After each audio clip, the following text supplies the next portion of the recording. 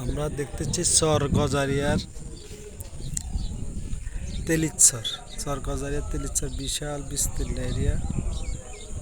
চর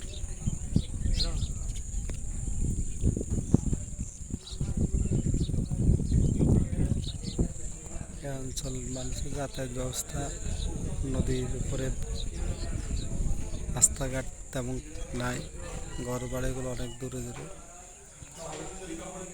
গরু ছাগল বেড়া দেখা যাচ্ছে।